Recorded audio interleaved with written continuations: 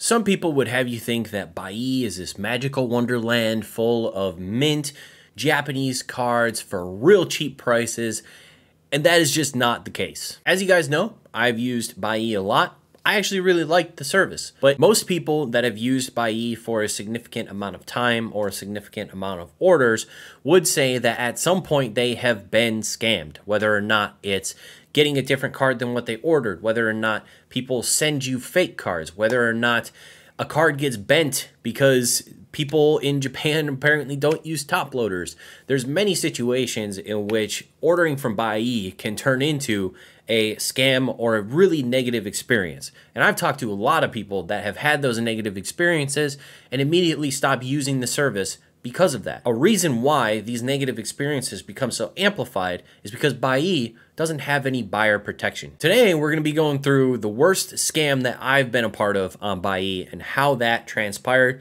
and how Buyee refused to help me to the point where they held my account hostage if I didn't pay them money to continue to use the service. So when I first got into using Buyee, I was under that same impression that all the other YouTubers put out there, that it's a great place to buy Japanese cards. You can find awesome deals, awesome auctions, awesome blah, blah, blah. So when I went on there, I was under the impression that, hey man, shit's gonna be cheap and I'm gonna make money.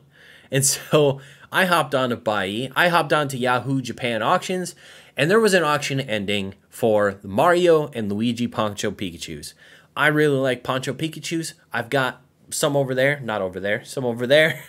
And I think that the Mario and Luigi Pikachus are some of my favorite cards in the hobby, period, bar none. I love them. I saw the price that they were going for, and it seemed really low, but it seemed like a great deal. So I decided to purchase them.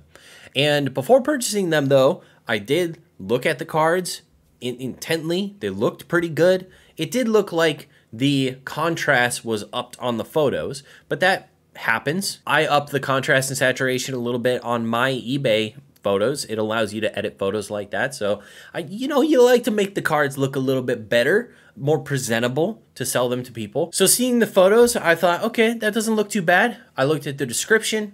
Nothing said that they were fake. Nothing said that they were proxies. There wasn't any red flags at the point in which I purchased the cards. I paid for shipping. The cards got here and they were fake. They were complete fakes. They were proxies. They were prints. They were, they were fake, period. So at that point, I lost multiple hundreds of dollars because I bought what I believed to be real cards.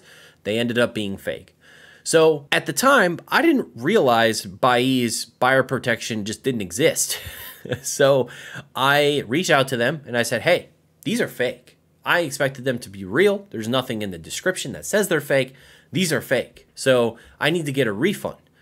And they just said no.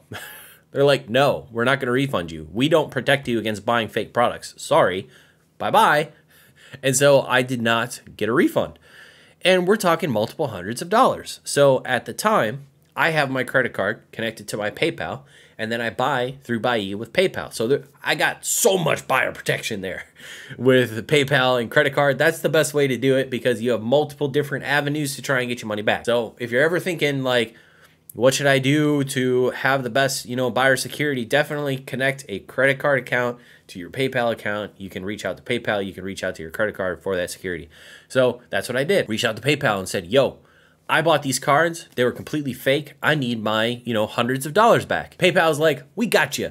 We'll get your money back. And so PayPal took the money from Buyee and gave it back to me via a refund. I was like, all right, I got my money back. Cool. Let's go back to Buyee and look for more deals. Well, when I went back to Buyee, there was a banner above, I think it was above every listing basically, that said I had an outstanding balance that needed to be paid or else I could not use the service. And that outstanding balance was the amount of money that PayPal took to refund me from the fake cards. At this point, I can't use my account from Buyee to buy anything until I pay them multiple hundreds of dollars to quote unquote reconcile the issue. So basically, if I want to continue using the service, I have to allow myself to be scammed. I have to pay them back the money. I have to allow myself to be scammed. I even shipped them back the proxies to send back to the seller. They did not care at all about my experience. They did not care that I got scammed. They did not care that I bought fake cards. They did not care to try and make it right with the seller. They only cared that they settled the monetary value. So keep that in mind when you're buying. It's really important to really look over the cards, because if you're scammed, if you get duped, if you get swapped cards, if you get anything, there's a really, really high likelihood that Buyee is going to tell you to go fuck yourself, because that's what they did with me with these fake cards. So at the beginning of this year, I wanted to continue using the service, so I had to bite the bullet. I paid them back to get access to my account. Also, I tried to make a second account.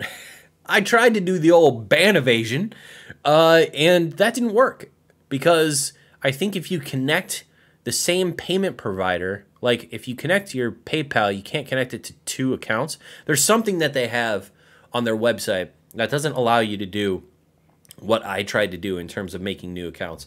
I think you had to use like a different payment method or something to be able to make a second account. I don't know what it was. It sucked because I was out multiple hundreds of dollars because I got fake cards, and Buyee was not going to help me get a refund. I asked him, I reached out. I said, hey, can you leave negative feedback for this guy? Tell him that if he's selling fake cards, if he's selling proxies, that he has to put proxy in the description so that people like me don't get screwed by a Buyee or by him. And they told me no. They said, no, we're not going to leave negative feedback. It's more important to them for their buying reputation in Japan to be positive. So they don't want to get negative feedback from sellers that they purchase from. So they just don't leave negative feedback on your behest. At least they didn't at the time in which I asked them, which I think is kind of ridiculous. Because, like, how are you going to avoid situations like this in the future if you're not even willing to leave negative feedback because you're scared that your buyer reputation is you're gonna look bad? So as you can see, it's more important for Buyee's buyer reputation to be positively viewed over in Japan than it is for their customers to feel confident using their service. That's all I wanted to say. I think I've seen a lot of YouTubers make videos about Buyee recently, YouTubers that have larger audiences than me, talking about how it's, you know, this wonderland of Japanese cards and you should use the service and taking sponsorships from them and all this type of stuff.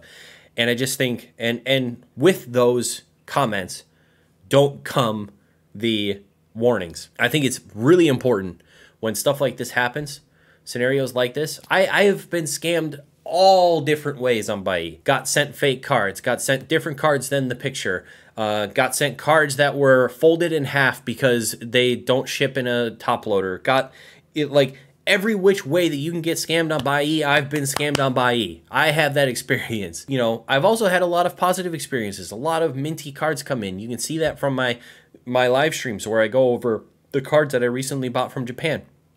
Of a lot of examples where there have been positive experiences. But those positive experiences should always be caveated, especially in this case, with negative experiences that almost everyone seems to run into when they purchase through these proxy services. So that's what I wanted to do here. Hope you guys have a fantastic rest of your day. Bye-bye.